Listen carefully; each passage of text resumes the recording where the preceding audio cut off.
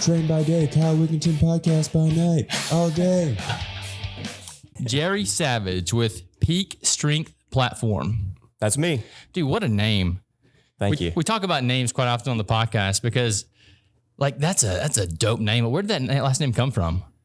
Man, I've heard mixed stories on it. I've thought about doing some genealogy on it myself, but you know, different sides of the family tell you different things. My father's side of the family, which is where the name comes from, they say it's Native American.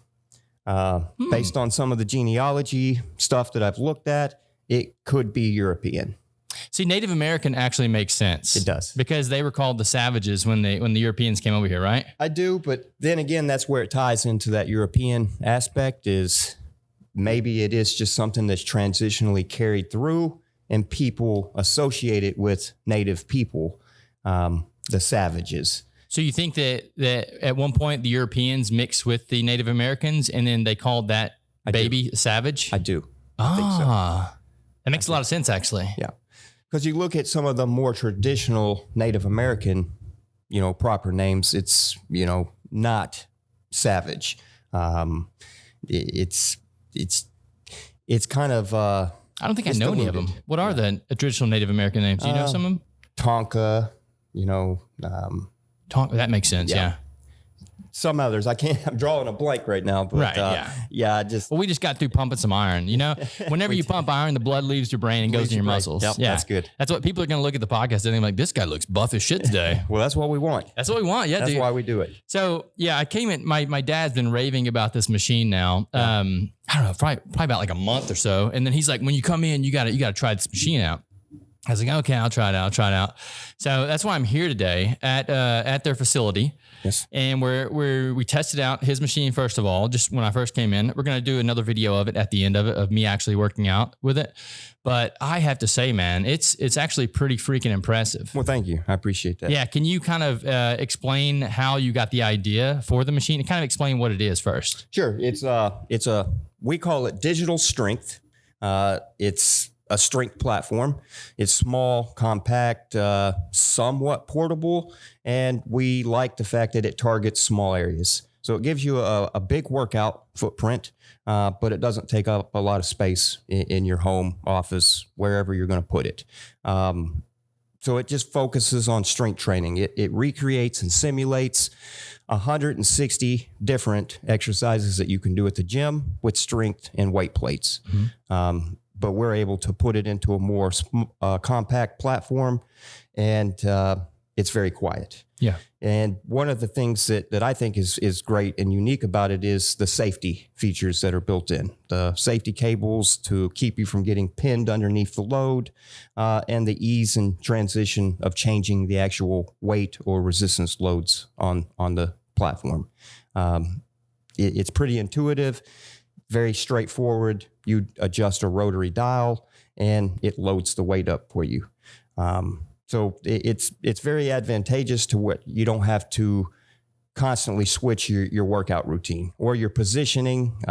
You can change on the fly, you know, as you're standing there. So I think that it's going to, it'll really take off once we get some exposure and people will become more familiar with the term digital strength. Right. That's one of the downsides to, you know, introducing new products to the fitness industry is there's no notoriety. There's no education out there on this type of platform yet. So we're really just starting to build the brand. Yeah. Well, I mean, we're moving into a digital world. It makes sense that we would have digital strength training as well. Correct. And that's what we saw. Yeah, you're always going to have these diehards that want to go in there and hear the weights clinking and stuff. Mm-hmm. But this is like you said, this is like a home gym type thing. Correct. That's kind of what we market and target it as. Yeah, very intuitive too. Like I basically came in and he's like, yeah, go play with it. Yeah. And he showed me like how to move the dial. And it's literally just a dial that you twist. Correct. And the weights go up or down. There's a button on it that you press to engage the weight. Mm-hmm. So when you first sit down on the machine, you're not getting any resistance from the bar, which is keeping you from damaging yourself. Correct. And then whenever you press the button, that's when the weights engage. Yes. Yeah, it's super, super cool machine. This is how I know that ideas are great. When they're beautifully designed, as this is, but then they're also simple. Yes. Like it's a very simple machine. So anyone can walk in here and pick it up and use, but it's an elegant design. Well, you hit the nail on the head, Kyle. That's almost our exact marketing strategy is very simple, very intuitive, but still elegant and still nice, appeasing to look at. And it works. Something that encourages you to use it. Yeah. But dude, I was doing the bench press and I think I had 50 pounds on each side. Man, that is the most engaged my chest has been in a long time. I stood up after, I mean, it's engaging the whole way too. Yeah. And also one of the things you had mentioned, I'll bring up is when you came in and started the unit, I had the safety straps on. I'm a smaller framed guy. You're pretty big.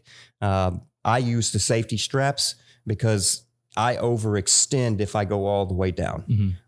So I put the safety straps on. You're a bigger chested guy. We took those off. So you were doing the full range of motion and actually touching your chest with the bar. So yeah, you're definitely you're working that. Oh, I freaking loved it, dude. I'm telling you, man, it's the most engaged my chest has been in a long time. Awesome. So how did you get into designing this machine?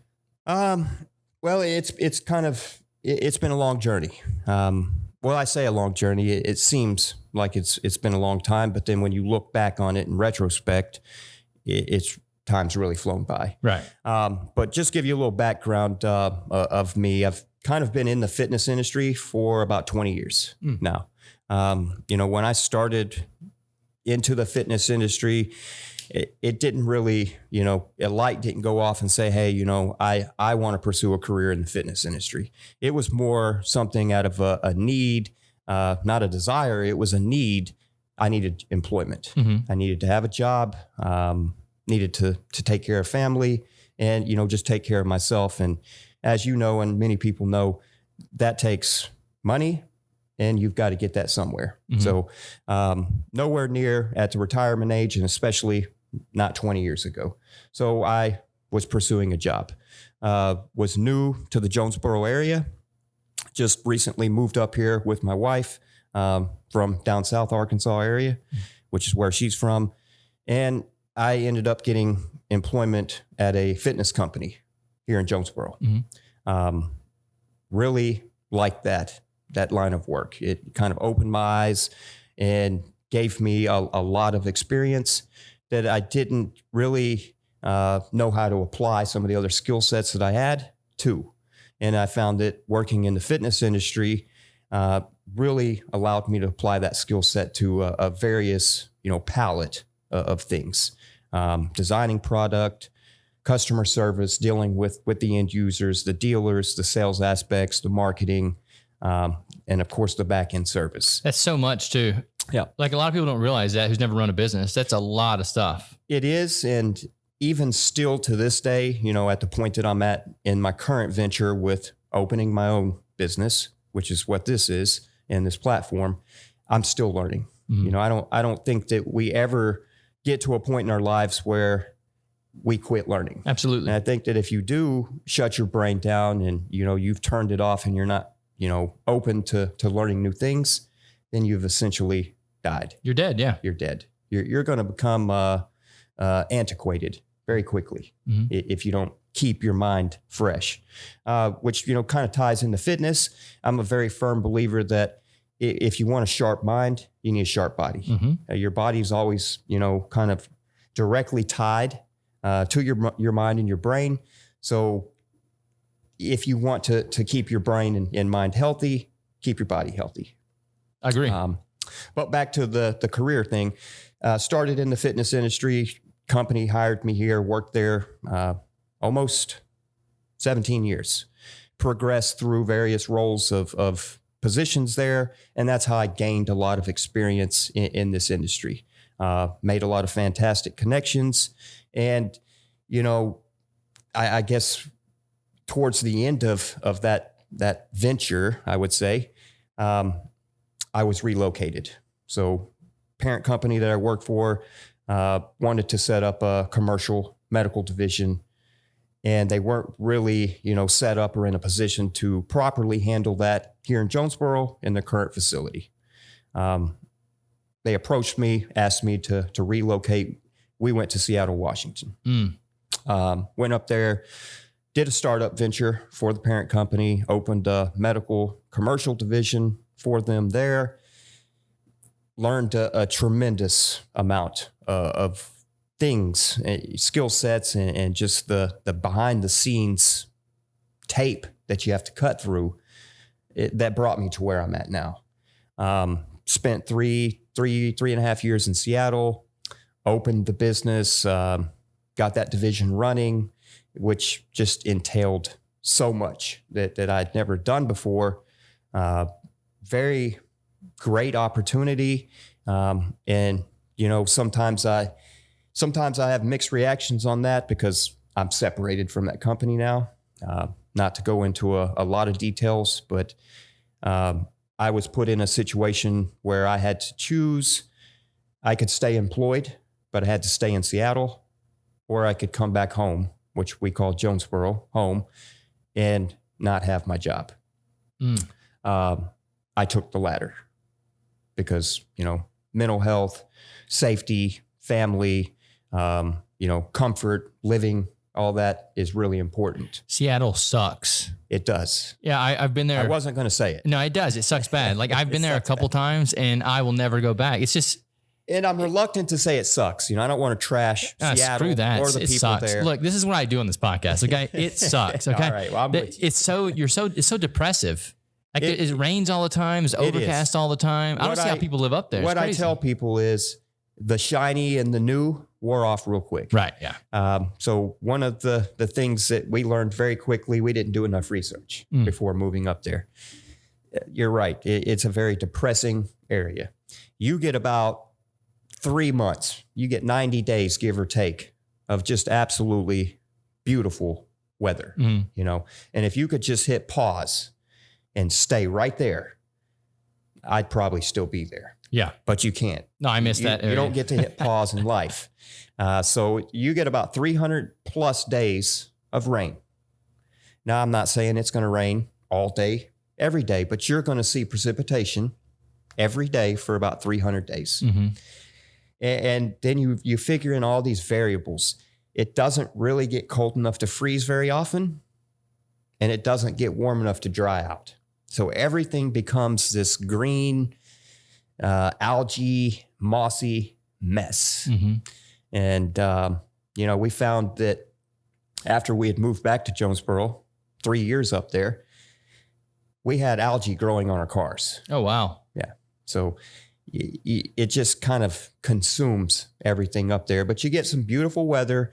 The scenery is gorgeous. Scenery is gorgeous. I'll give you that. When you can take advantage of it, you know, you got the variables of rain, weather. And then of course, if you're not rich and retired, you have to work. Yeah. Well, working in Seattle brings upon a whole separate set of issues, variables. And here's where I'm going with Seattle is the politics is what I didn't like.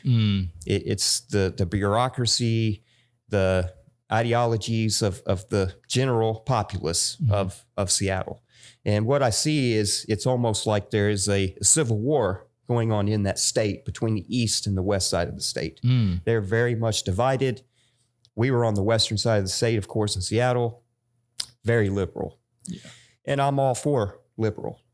But I think that there is a point where you cross the line. Right. And if you're too liberal, you start to take away from the rights and liberties of other people. Absolutely. And that's not what America's about. Yeah.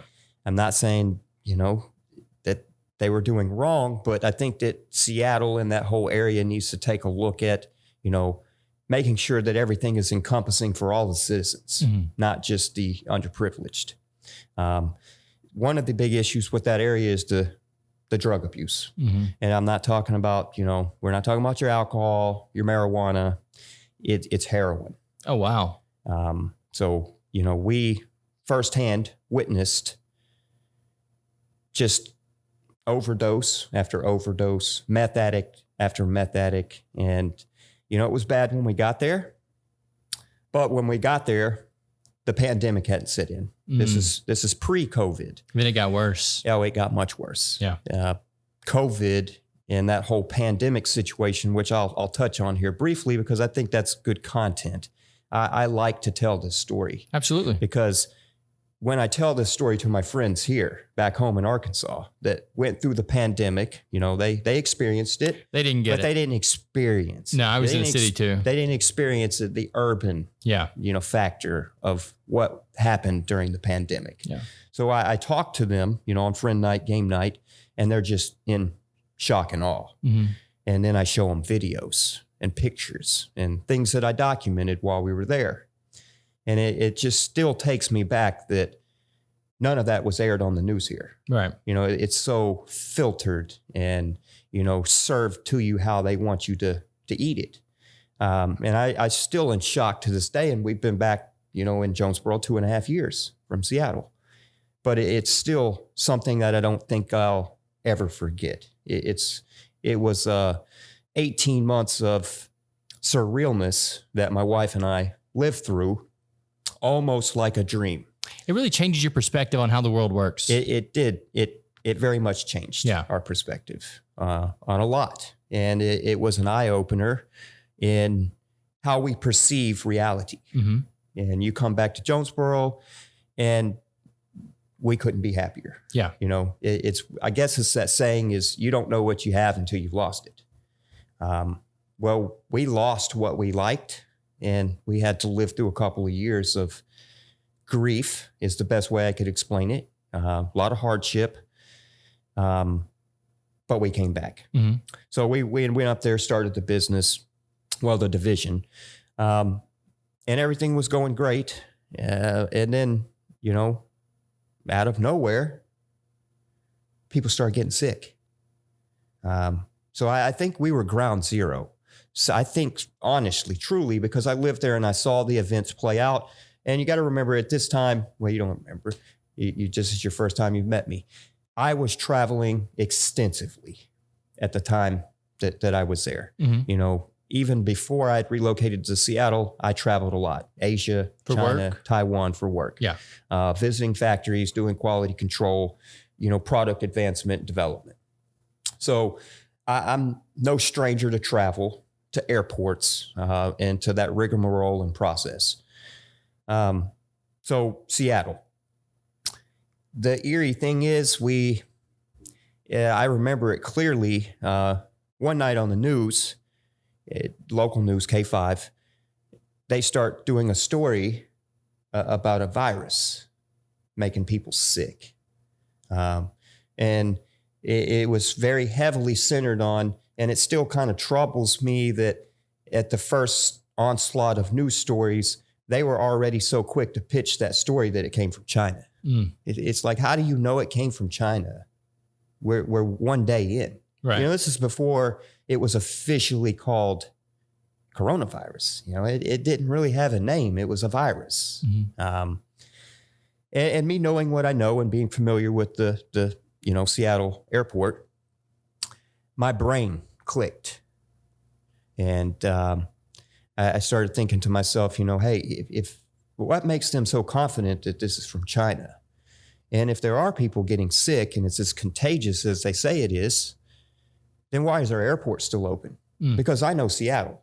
Seattle is a very large Asian import hub. Mm-hmm. There's a lot of Asians that live there. And there's a lot of Asians that work there and travel through there. There's also a lot of Asians that just come in for vacation purposes because of the proximity to Canada. So you can get all of that right there. And something was triggering my brain to start looking into it a little more because I got paranoid. Mm-hmm. How the news portrayed this virus. In my mind, I thought people were going to turn into zombies. Right. You never know. You never know. It's like, is this when The Walking Dead start? Right. Because they staged it and they played it up like that. Yeah. And how they tried to convey the sense of urgency and the significance of it. And then I'm just asking myself, well, why is the damn airport open? You damn idiots. Yeah. If it's a real, There's 10,000 people from China that come in here every week. Yeah. If there's a real pandemic, you shut the airport down. Why for sure. is it open? Yeah. And a couple of more days go by and it starts really picking up. So now at this point, local Seattle CDC offices are gearing up and you can just look about Seattle and you can see something's going on. Mm-hmm. It was just this anxiety that was building. more and more news reports, more and more news reports. And then it's confirmed. All of a sudden, COVID is in North America. Mm-hmm. And what I had started has issues with is, I don't know if you saw it, but we did in the news in Seattle on the West Coast. It's very much, I think, confirmed, because we knew at that point, COVID was here and it entered through the West Coast. And at that point, they were just trying to kind of determine or settle on, did it come through California or did it come through Seattle? Mm-hmm. I'm still very much convinced that it came through Seattle. Because it was 3 weeks after we announced COVID had hit North America and we had confirmed cases before they ever quarantined and shut down the airport. Mm. So not we, but Seattle Airport allowed tens of thousands of people to come through the country, mm-hmm. through the airport before they ever did anything. So I'm very much convinced that was a compounding factor in how many cases got in here. Mm. You look at the data now and you go back and look at retrospect, it probably wouldn't have mattered because they would have came in anyway. Right. The virus was coming in. Every country got it. Yeah, it's a hard thing to stop. You can't stop it. But, it showed me that there are breakdowns in communication systems and processes, even on a state and government level. Yeah, absolutely. Dude, there's no connection with those guys. Which, not to go through any of the conspiracy theories that, I think. I love conspiracy theories. Because, I just try to step away from it, not dive down that road. I don't like swimming in those waters anymore. But it's hard to, because it's hard to look past the negligence. Well, it's hard to whenever they actually become truth. Yeah. And then you're like, oh, it wasn't a conspiracy theory anymore. Now it wasn't a conspiracy. Yeah, it's reality. Yeah, it was reality. And then you look at all the series of events that happened that led up to that. Mm-hmm. And you're like, well, you had all these missed opportunities, drop balls, that maybe we could have done something differently. And I'm still to this day left with, I think they wanted it to play out. Absolutely. In my personal opinion, I'll go on the record saying I think it was a social experiment. Yeah, I agree. I think it was a social experiment to see who would comply and what they could get away with and what our trigger points are. Well, then that brings the question, what's next? Because now they know that that 80% of people will go along with whatever they say.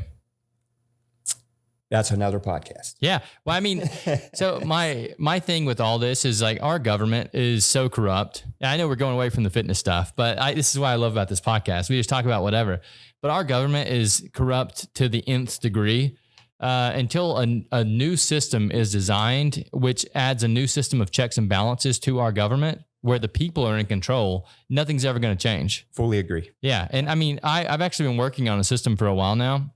It's on paper, but nothing's been designed yet. Or nothing's been implemented yet. I pitched this to so many people throughout, I don't know, probably the past 5 years. And finally, I quit pitching it to anybody because it's a great idea. But basically what you're going to have to do is you're going to have to add a new system over our current government system, which is controlled by the people. Yeah. And it's basically taking our school system, which I believe is our indoctrination, mm-hmm. and it's adding that system that we all know to the government. So basically you're giving each politician a report card. I see. Yeah. Yeah. And each time they vote opposite what their constituents want them to vote for, they get a downgrade on their report card. No, I like that. Yeah. That way, whenever, and it's a very simple system too. Whenever they're going to vote on something in the Senate or the House of Representatives, it comes to your phone directly. And you get a chance to swipe left or right on it, read what you want to, swipe left or right to voice your opinion. That accounts for nothing, but it sets a precedent for the way the politicians should vote. Correct. The politicians vote opposite of that, they get a downgrade on their vote.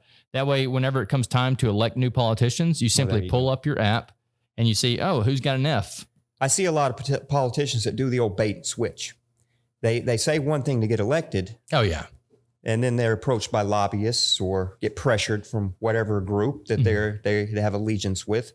And they end up going against what they said they would do. Oh, lobbyists is a huge problem, man. Lobbying needs to go. Yeah. And I like your theory and concept of that.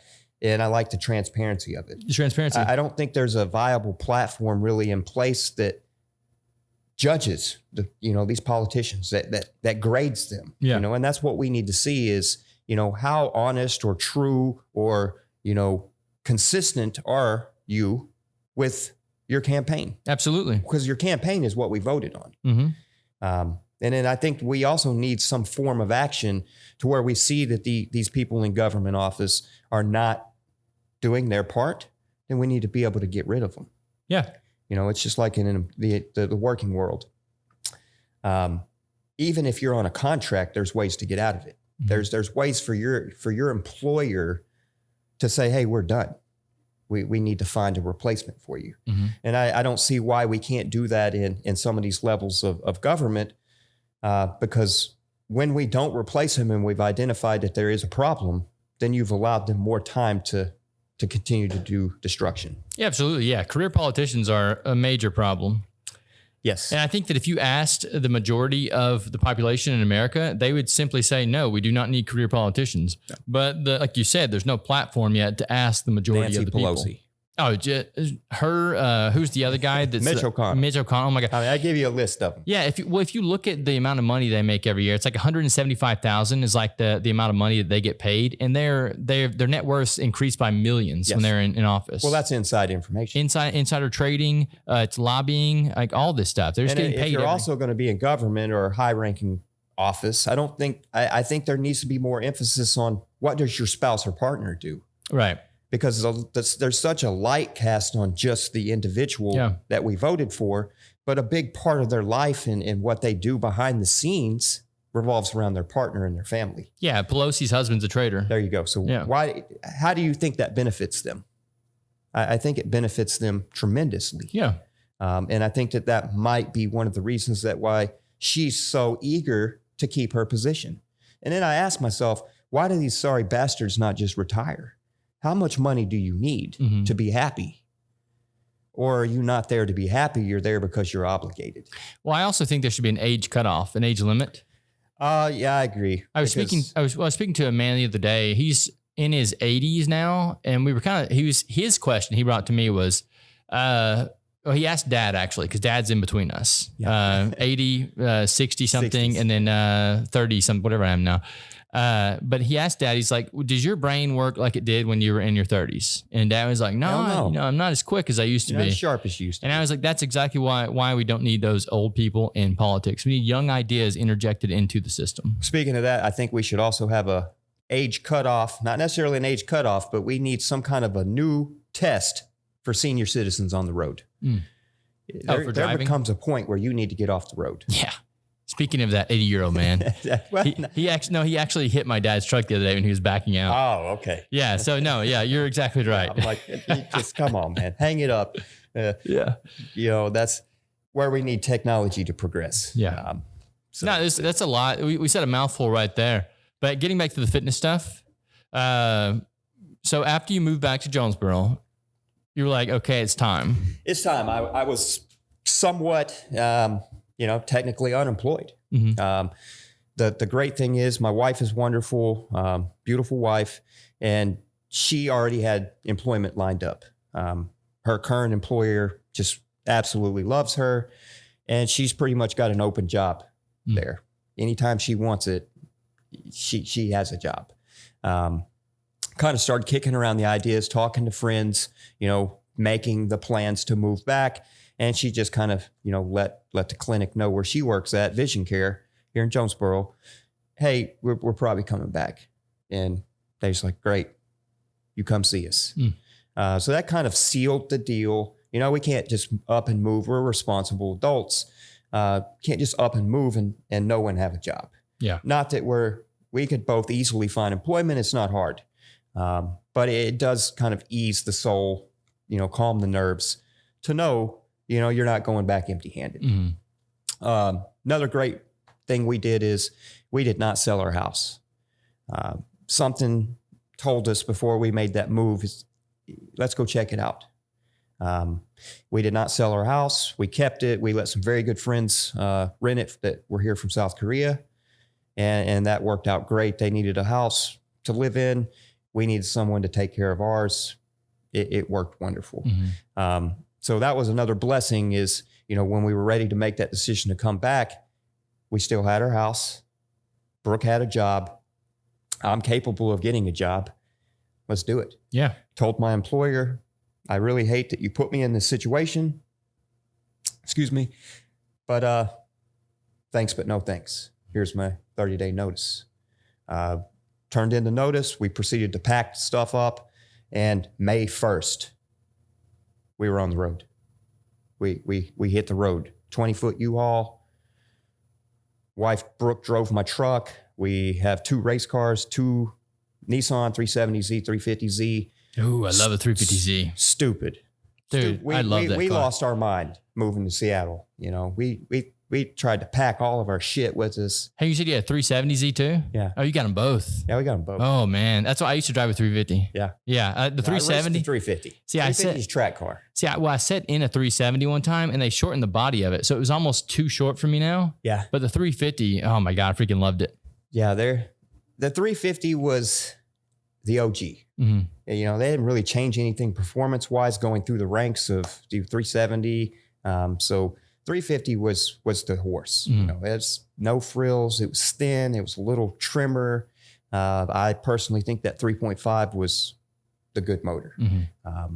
Loved it.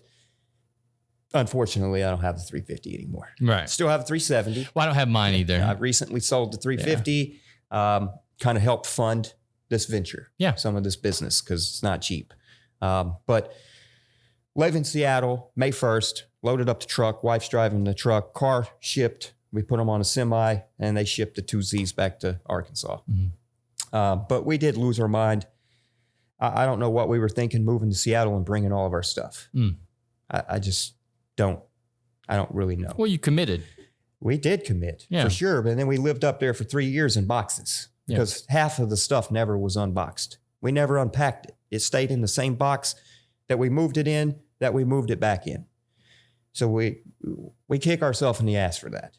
And then when you're only living in a 980 square foot place and 400 square feet of it is boxes, and I had 2 12-inch or 15-inch Sherwin Vega strokers that were as big as a refrigerator, my wife wasn't happy. Yeah. She was not happy looking at that shit every day in the box. Yeah. There were some arguments there. Luckily, I got to keep it and it's back home now. So I don't sell speakers, just so we're saying here. I try to save all Sherwin Vegas. Yeah. May 1st, we come back. And as I'd said previously, Seattle was a mess. And I'd like to talk on that briefly because I'm back home. And, this is a good opportunity to voice some concerns. And Jonesboro, if you're listening, I see patterns that you're doing that we need to stop. If we don't stop some of the stuff I see in Jonesboro right now, Like what? in 3 to 5 years, we could be Seattle. Right. Not necessarily on that scale, but I'm saying we could start to see that type of incident. Like the drug stuff, or what do you mean? It's not necessarily about the drugs. Everybody wants to blame and associate drugs for everything. It's not drugs, it's the people. It's just like guns. Guns don't kill people, people do. Right. You can't lay blame on a pistol on Glock. Glock's not the one killing people. Absolutely. It's the person holding the Glock. So if you look at drugs in the same sense, it's not the drugs. There are responsible people that do drugs, that live productive lives, that go to work, that take care of their families. But then again, you have people that do drugs that spiral downhill. It's the people. It's you. What's the system, right? It's the system. So we just need to watch that here in Jonesboro. I'm seeing too many panhandlers and vagrants. Right. That's how it started in Seattle. You go back, you talk to people in that area. When did it start getting bad? It's when they started not cracking down on vagrants. When you have people sleeping on your public benches downtown, that's a problem. And you may think that, you're taking away from their rights and liberties, but I disagree.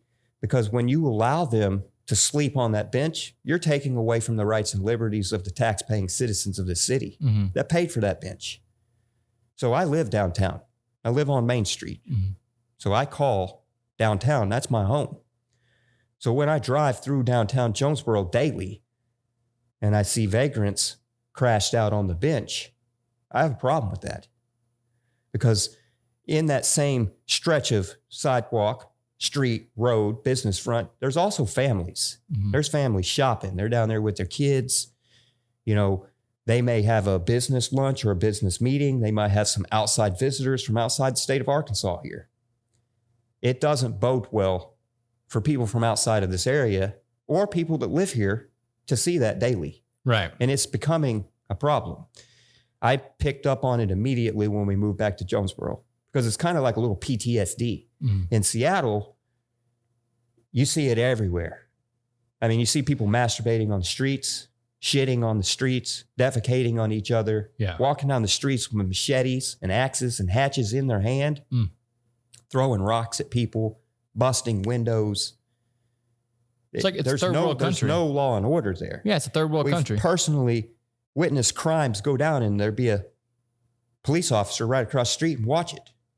They don't engage. They're afraid to engage because the system doesn't proactively want them to engage. They're wasting their time.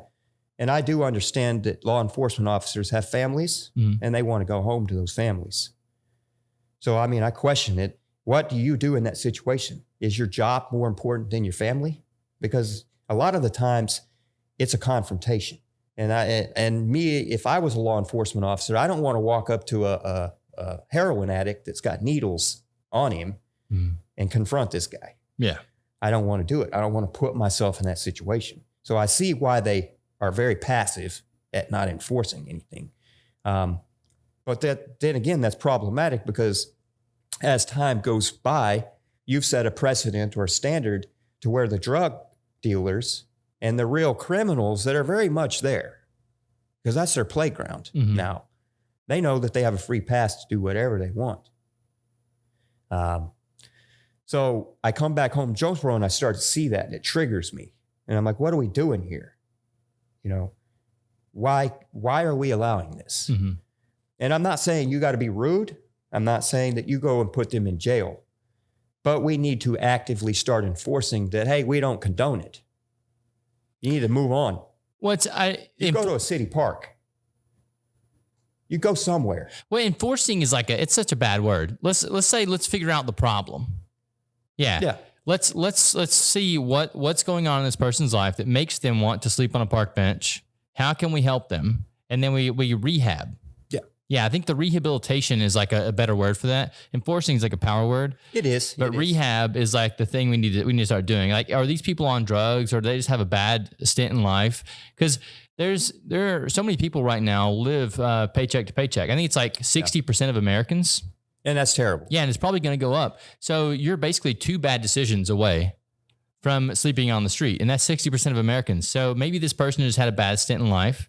So we're a very compassionate town, Jonesboro is.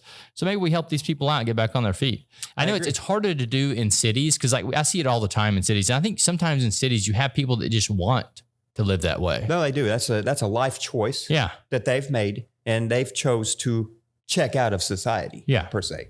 And it's a lifestyle that they've chose to live. Yeah, but I think it can be different here in Jonesboro. I do too.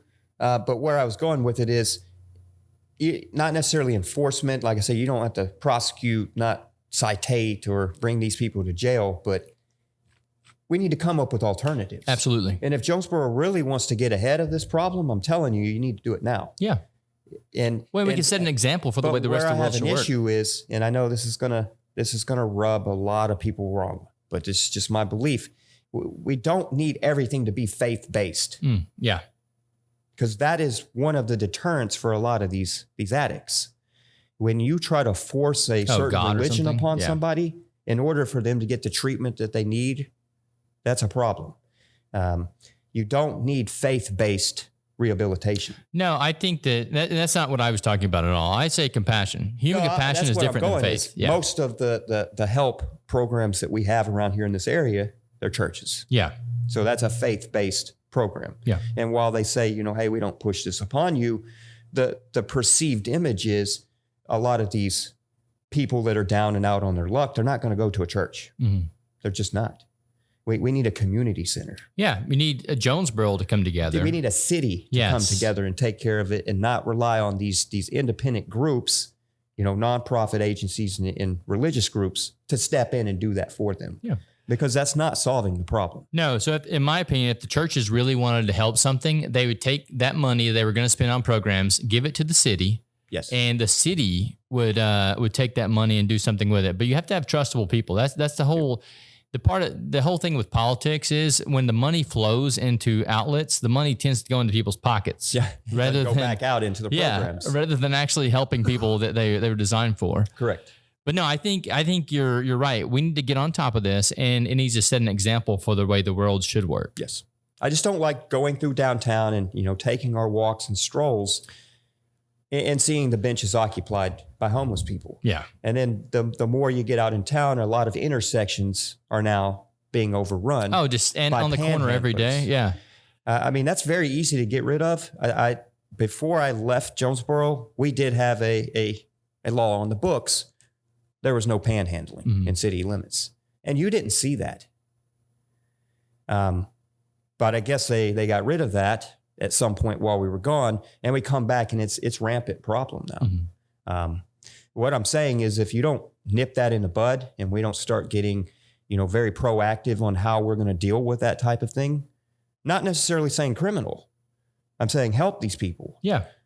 Then word of mouth travels, and I've already seen it grow. It wasn't terribly bad when we come back 2 years ago, but I guarantee you right now on a Friday, any major intersection you go to now in Jonesboro, there's going to be panhandlers. Really? In the intersection between the overpass ramp of Home Depot, there's tents set up. Oh my God. You already got a tent city? So that brings back PTSD. Yeah. When you start to drive down the highway and you look to the overpass, greeneries, and you see tents, that is a problem. Dude, I live in New Orleans. It's really bad down there. And I understand that those are people that are down and out on their luck, and that's very unfortunate.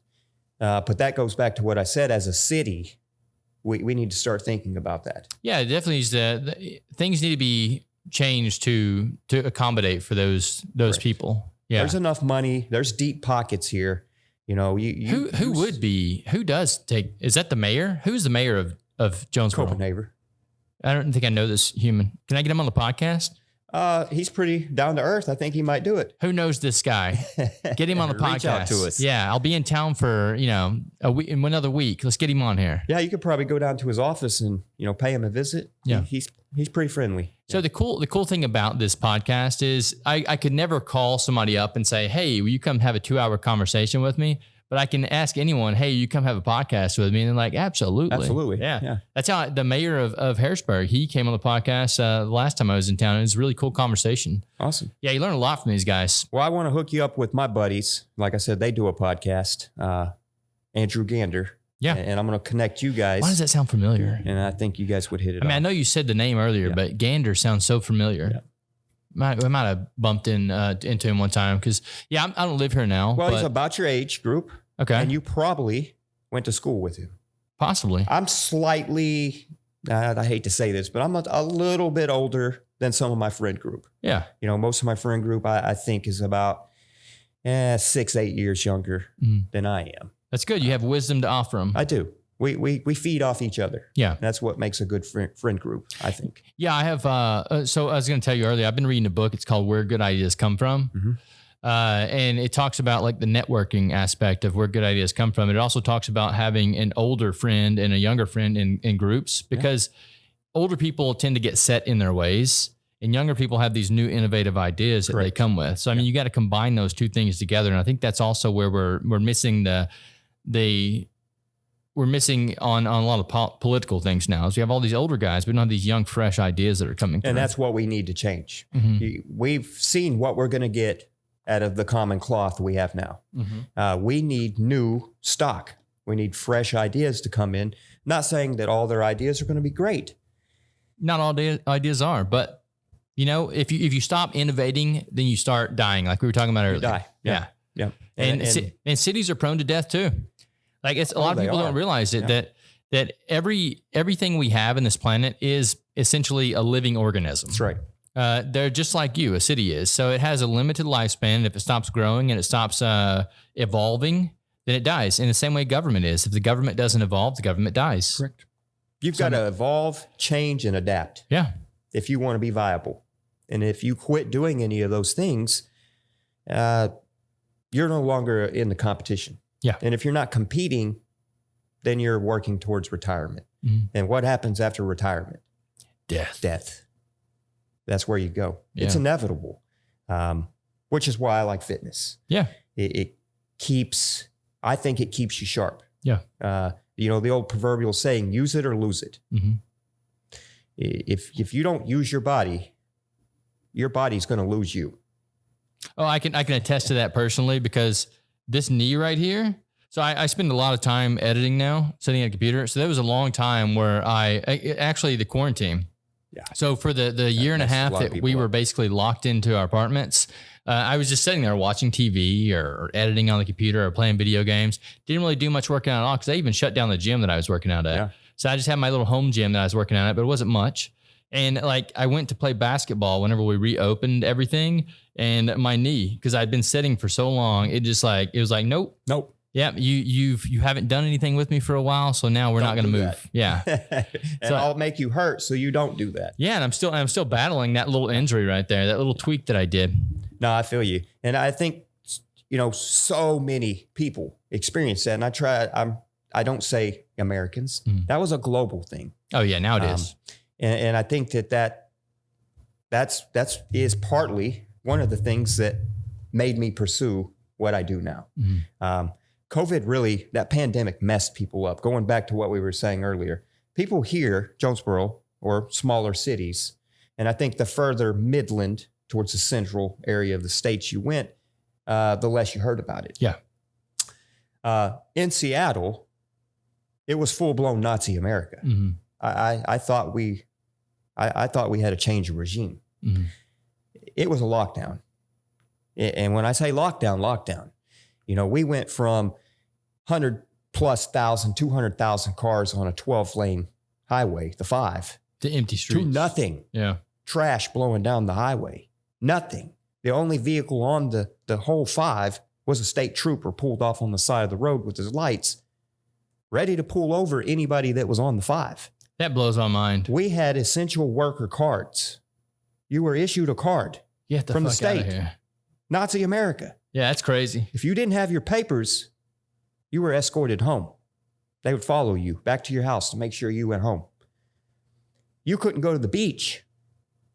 I mean, what the hell? Mm-hmm. You couldn't go outdoors to the beach where there's all kinds of space to socially distance. Yeah. And these are the things that led me to believe that it was a social experiment. Mm-hmm. They were trying to push those boundaries to see just where people would fall in line. Well, in Seattle, they bought it hook, line, and sinker. They shut down restaurants. Everything closed down. The gyms, everything. If you weren't a medical office or a grocery store or a gas station, you were closed. Yeah. Never in my life had I experienced anything such as a line wrapped around a building to get groceries. And then going in the grocery store and panicking because there's no food. Mm-hmm. Because, government, our lovely government, didn't quite think this through when they initiated a pandemic and a lockdown and how that was going to affect the supply chain. Right. Because it affected the supply chain hugely, immensely in urban environments. Seattle's an area of 4 million people. So you have 4 million people competing for the same resource. It was a problem. Yeah. It was a problem, being locked in your house, not being able to go outside, not even go to the beach. Can't go to the park. Can't do this. Well, that's what Seattle's known for, is the outdoor activities. So you can just picture how things compounded when you try to lock up 4 million people in their house. Well, mental disorders go rampant. It was. I saw that in New Orleans personally. They shut down the bar that I run. That was the first thing that happened. Same deal with all the restaurants and everything. The only thing that was open was grocery stores, gas stations. All the gyms shut down.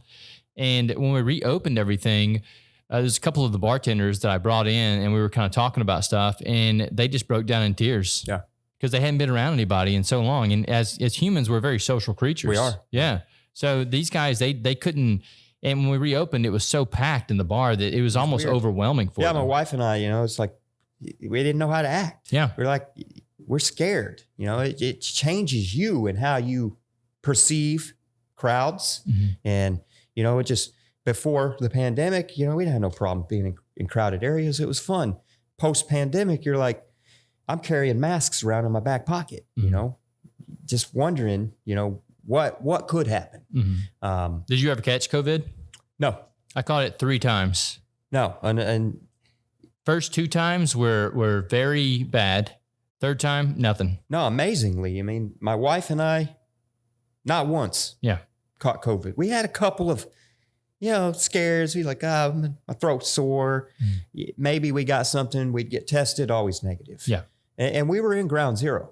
I mean, we saw people die. I mean, that was the eerie aspect of it, is living in that environment and seeing the military hospitals go up in the parking lots. Oh yeah, we had some. Ours didn't have anybody in it though. Oh, we had lines. Like we spent millions of dollars on big hospitals in these parking lots, and then 2 weeks went by and everyone they just washed them under the bridge, kind of thing. No, ours were used. Yeah. They were definitely used. They had some overflow issues, and all of the hospitals filled up. Well, I will say the 2 times that they were bad, I slept for 3 days and then I woke up and I was good. My body just ached and stuff. It's kind of like the flu. And we never got it, thankfully. Yeah. You know, and I'm not saying we did get it, but if we did get it, wasn't that bad. It was very mild. Yeah. It didn't hit us. And, you know, back to the conspiracy theory thing. I try not to do it. That's a separate podcast. But I think there's I do really believe that I think that your blood type has a factor in that. Absolutely. Both my wife and I are O. And from the people that I've talked to with O type positive or negative blood, I haven't found anybody that got it. Right. And it's not that we weren't around it. I assure you, we were around it. Yeah, you couldn't avoid it. Yeah, we were around it everywhere.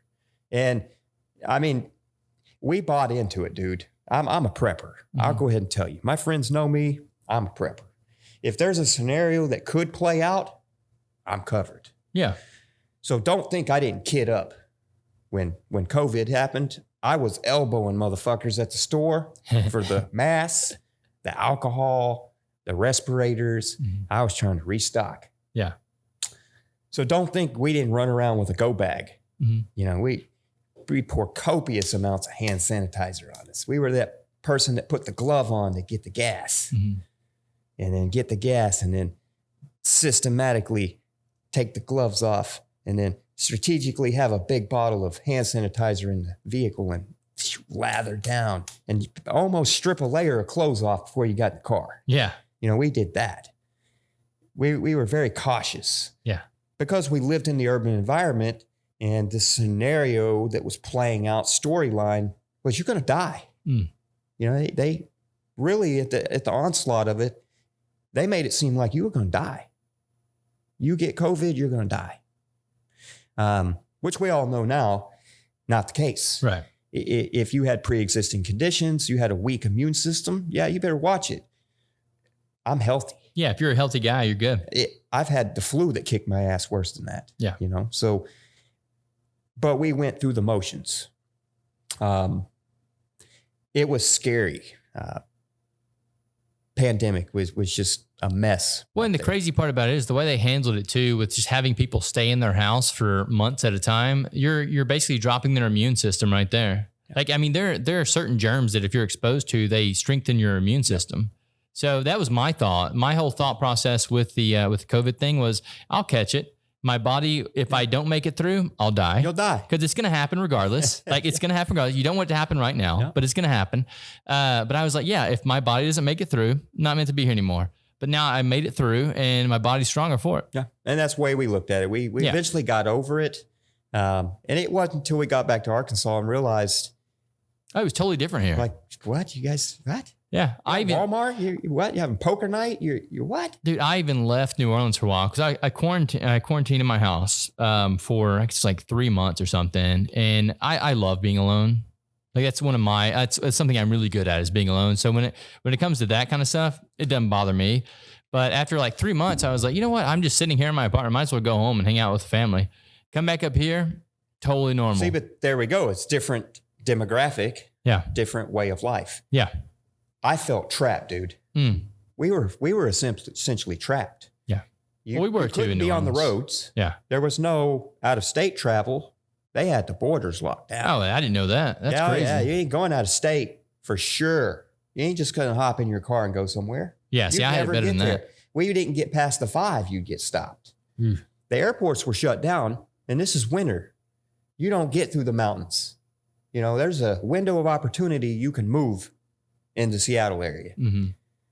That's spring and summer. Yeah. You don't move in the fall. How are you going to get your stuff out? You don't. They closed the pass down. We were essentially trapped. Yeah. We couldn't fly home if we wanted. We couldn't drive home if we wanted. You know, and I figured out now that as you progress more towards the Midwest, you were probably okay. They didn't care. But we would have never got out of Washington and Idaho. Yeah. There's no way we would have drove through 2 states. The part of the state that you were in, that's the part that was locked down. Yeah. We couldn't have got out. It's like, no, what are you doing? Go home or you go to jail. That's so crazy. Well, that's so for me, like I was talking about the eye-opening part of all this is now I know that like this is all just kind of a crapshoot. Yeah. Like, and I now when I do things, I just do them because it's fun. Like life is fun, right? Like we're doing a podcast here. You know, I just basically just have fun anymore. I used to like stress about a lot of things in life. Now I'm like, I don't stress about it anymore because I know that at any moment it could all be overturned. Well, I've had life experiences, you know, in the past and recent, and that's kind of where I'm going to. You know, I try not to be stressed all the time because I find that a lot of that stress that you bring on yourself, there's nothing you can do about it. It is what it is. So just be the boat in the river, and I think that you'll be happier. Yeah. Not saying you can't make corrections and adjustments to end up where you want to be on the water, but don't fight that current, you know? And I think so many people stress themselves out with things they can't change. So I'm trying to de-stress. Or they can't change at the moment in time. That's kind of the way I feel about my system of government that I was talking about. It's on paper. I've been stressing about it for 5 years. And then finally I woke up one day and I was like, maybe it's just not the right time for it yet. Like, this is a great idea. The time will come whenever someone's like, okay, let's make this happen. I think we're 2 elections away. And I agree with your theory and your thought process because I have the same similar process. I want to see a younger person run this country. Not that I have anything against senior citizens or elderly. I think, as you said earlier, they're very wise. They're full of wisdom, knowledge, but they're also set in their ways. And where are we at as a nation? We're not in a very good position. I mean, we're divided. Employment's not great. You know, as many tries and attempts we've had at medical reform, there is no medical reform. There's still people that don't get the medical treatment that they need. Yeah. And deserve. People deserve that. And that's I think that's a fundamental right for life. You should have health care. Yeah. I mean, what's the sense in advancing science and medicine if it's not available to all? That's greedy. Absolutely. That's not godly. As most pharmaceutical companies are. It's not godly at all. You know, if you take and you only provide to the privileged, it should be a blanket effect. Yeah.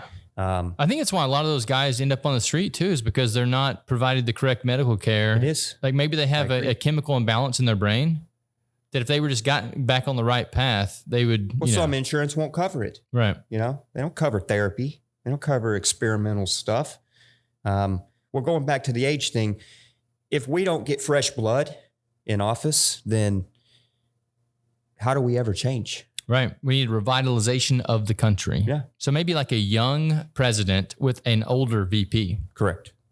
That way they can offer guidance to the young and men. Balances. Yeah. Yep. Which is, I thought, how our government was supposed to have been built. Yeah. But it seems to be lately, it's which lesser of 2 evils do we pick? Absolutely. That's exactly what it is. Yeah. Because neither one of them are who I want. But which one can you live with? Yeah. Yeah, I think initially the way our government was designed was a good government, but I think that, or good design, I should say. But I think that like every system, viruses tend to leak in the system when there's no evolution. Correct. And our government hasn't had an evolution in a long time, and it's allowed viruses, which are the bad politicians, to leak into the system. Absolutely. And since we don't have an overturning of politicians, we have career politicians, the viruses aren't getting expelled from the system. That's right. They're basically staying in the system the entire time, just leeching off of it. Adapting. Yeah, adapting to the system. Yeah, and it makes it itself. harder for us to get rid of it. Yeah. No, so the real coronavirus is politicians. I guess that's one way to put it. All right, man. We need a vaccine for a vaccine for politicians, man. I'm telling you. So what we're gonna do next, for anyone who's still listening to this intriguing conversation, I'm gonna jump back here on this machine. We're gonna move the camera. He's gonna kind of walk me through some of the exercises that he likes to do on it, and we're gonna kind of get some of the exercise stuff in and see where we go from there. All right. Sounds good. Yeah. It should just be in a manual static mode. We didn't turn it off. So, as you approach the unit, it's just going to say devices locked. That's one of the safety features we have built in. We market this towards households, apartments, small environments. Mm-hmm. We understand there may be children there. Right. So if you've walked away, you've got to answer the phone, make coffee. There's no activity going on in the machine. It's going to take all the resistance away. Mm-hmm. So there's no real risk of harm. So when it's locked, how do you unlock it? As the screen says, you're just going to press and hold the manual key, which is the M. Okay. So just press and hold that down and it'll release the safety lock. Okay, so we're at 4 pounds. 4 pounds on each side. Take it up to like 15. Sure. Do some curls. And in standard mode, it's just going to adjust the weight on both sides of the unit. So you're going to get a left weight and you're going to get a right side weight. Okay, so no resistance right now. No resistance now until you've started the equipment. I'll press this little thing right here. Correct. They do run on batteries. Yeah. So either way, that button normally starts the resistance. Yeah.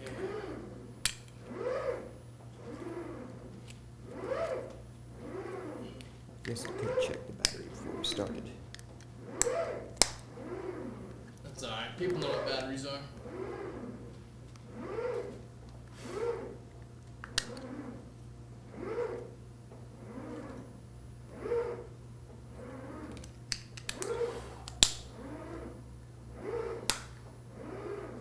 So it's easy. It's just as easy to change the weight because you just it keeps up with your reps too, huh? Yeah, it's got a rep counter. And it's got a rep counter for your individual set that you're working on now. And then if you let this pause, it'll momentarily add them up here. So here's our total rep counts for this morning. 250. So it adds a cumulative count here, and this is just the set that you're working on currently at the moment. That's cool. Yeah. So if you want to change the weight up, you just basically twist this guy. You hit the start. Yep. Resistance has been released. We'll go to 25. Correct. And then we'll hit start again. Yes. Resistance has been started. Please pay attention to your safety.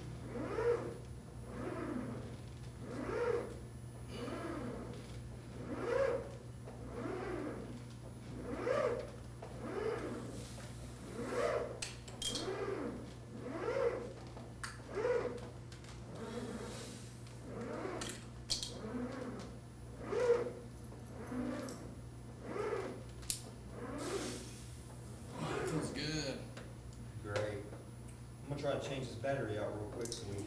Yeah, I think one of the other cool things is the bar here. I'll go ahead and set that up for the bench press. Yep.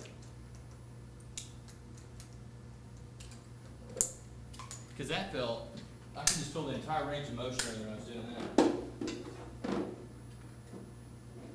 Stay away from the leg workouts because of my low knee. I tend to do that. Yeah. I mean, you don't need it. It helps. Resistance has been started. There we go. Please Cool. pay attention to your safety. Resistance has been released.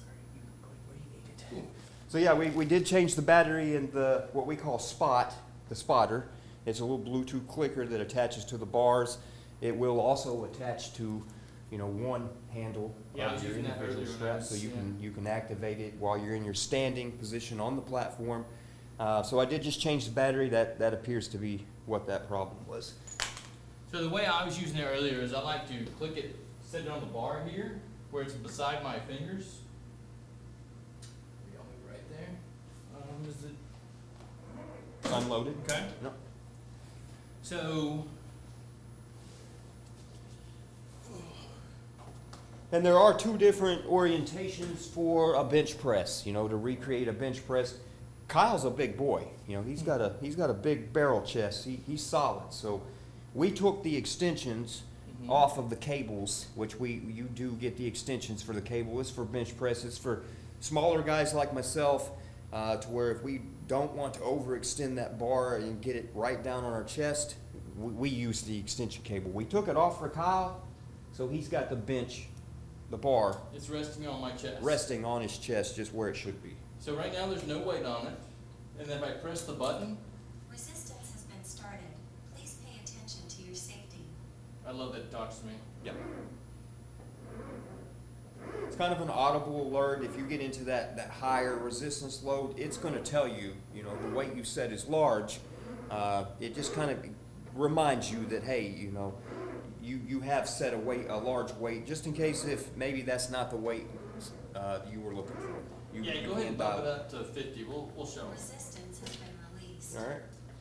We're going to go up to 50 pounds. So recreating a 100-pound bench would be 50 pounds on each side. Okay. And you're ready to go. Engaging. Resistance has been started. The weight you set is large. Please pay attention to your safety.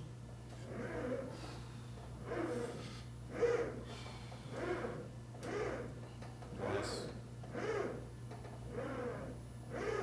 The stabilizers are what's so cool. Yeah, the unit's going to try to keep the bar level for you, but it's very subtle and it's kind of a nudge to keep you on track.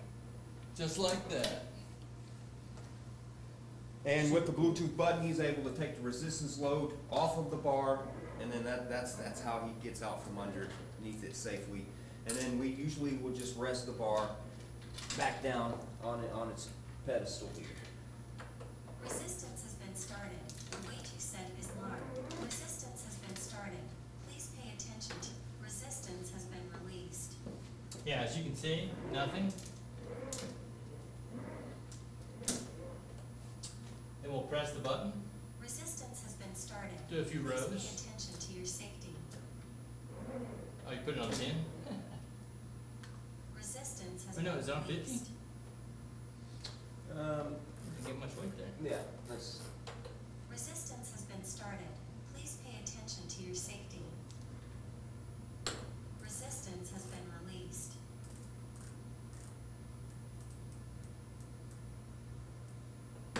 Resistance has been started. The weight you There set she is large. goes. Please pay attention to your safety. Oh, yeah. Feels good. Yeah, that is a very hard move to pull off there. Yeah, man, I like it. I think it's a cool product. Great, thank you. Against your coworkers, your peers, your friends. That's what we like about it. And while you're capturing the video, we'll show you kind of how easy it is to transition off of this bar and go to a different type of workout. Say you want to do something more focused on right side, left side of your body for symmetry. You know, we do that simply by disconnecting our D-rings from our bar, and then we can just take the bar, kind of get that out of the way. And then we can adapt it and change this up, and we just go with single grab handles, hook these onto the carabiners, both sides, and then we've essentially changed the type of workout that we can now do. Some of the workouts that you can do on the bench, you can keep, or the platform, you can keep with the bench in place. You just straddle it. I find that helps me get a little more creative in some of the exercises that I like to do. What I like about the machine is you don't have to do a standard, gym issued workout. You can do whatever feels good for you and your body. Whatever gets you the results you're looking for. We are going to step that down. I'm not a big old boy like Kyle. I don't need 50 pounds on each hand. But I will go down to a 50-pound load. We'll do 25 pounds on each pull grab. Resistance has been started. Please pay attention to your safety. And why I said, I like to leave the bench in place is it gives me a place to sit And then you can do your bicep curls here. And you can do seated curls in this position. But it also allows you to load up and do standing lifts. Get those strong legs. Yep, get them legs from sitting out of the seated position. Lock, stand. What we were doing earlier, 2-point lifts. Yeah, those felt really good when we were doing those too. They feel real good. Cross lifts.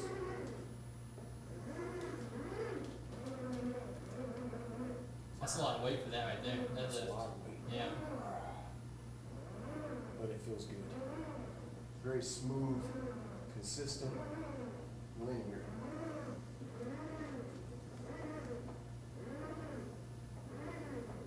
Now, if you were going to change the weight on it, give them another tour of that.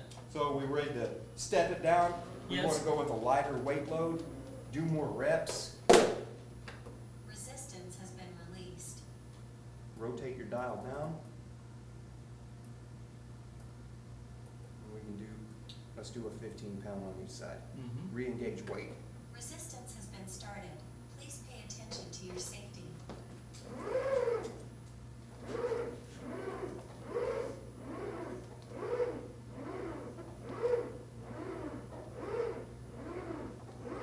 Super cool machine.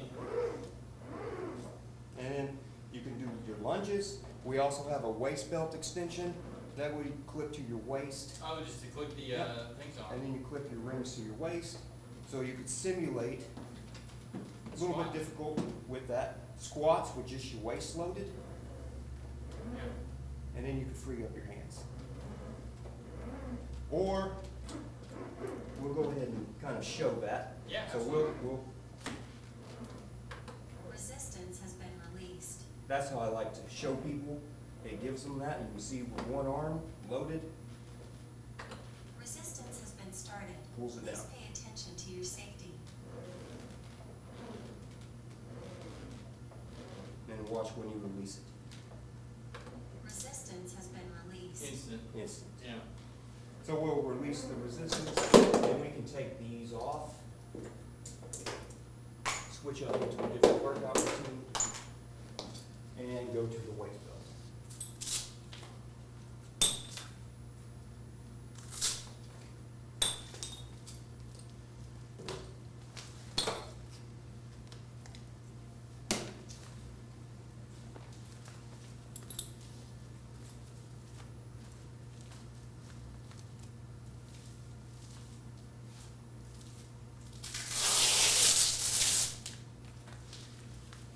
And this waist belt is very accommodating for pretty much all sizes. You can get it as tight or as big around the waist as you want. We do try to go above the hip bone.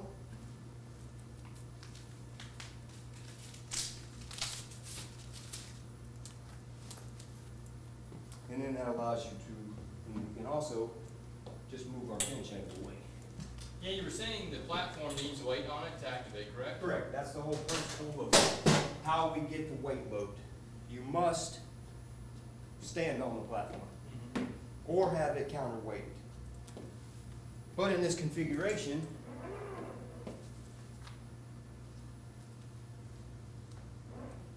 once you get the belt on, you do want to rotate it around to where your D-rings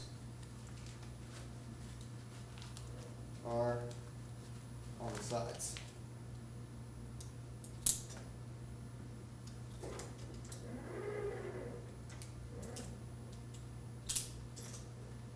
So now we've loaded your waist here. We can go back and load our resistance. Resistance has been started. Please pay attention to your safety. And then what I like to do is lunge. And you feel it pulling you back. Mm-hmm. Lean into it. Lean into it. Come back. And you feel the unit pulling you back. Standing squats.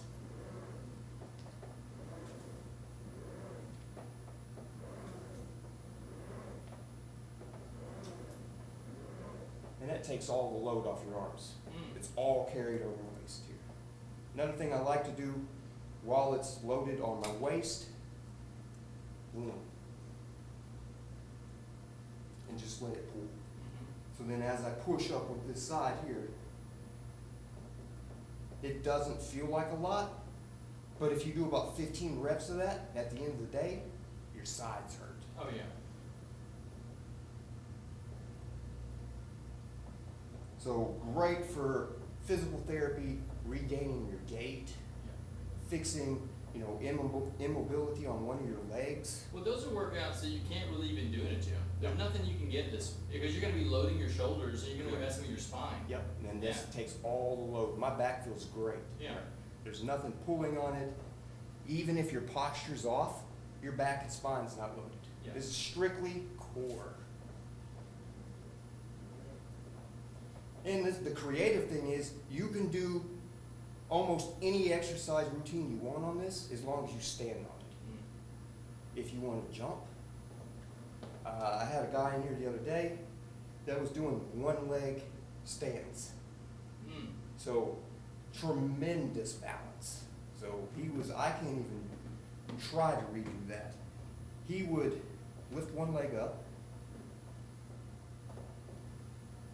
and squat. And then try to stand up just like that. I think even the lifting one leg up is pulling on both sides. Pulling right? on both sides. Yeah. So keeping your core adjusted and balanced on one leg, you can see it just constantly weaving me.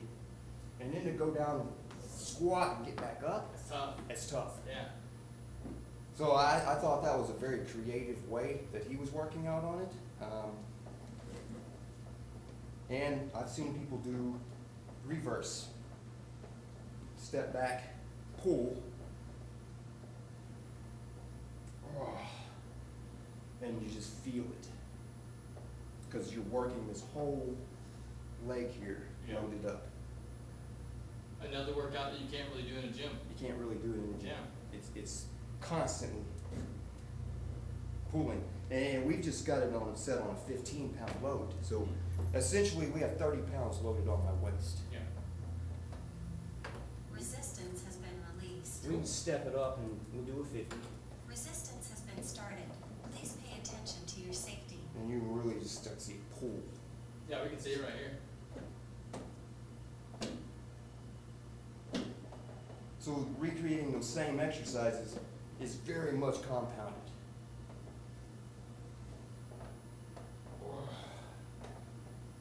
It's like you're pulling a vehicle.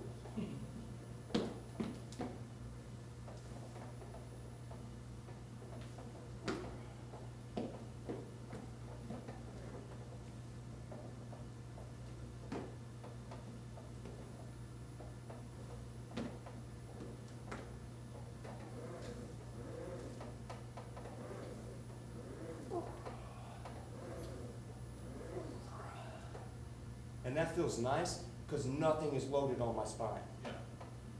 And that's where a lot of injuries come from in the weight room. Exactly. Yeah. This is strictly your legs.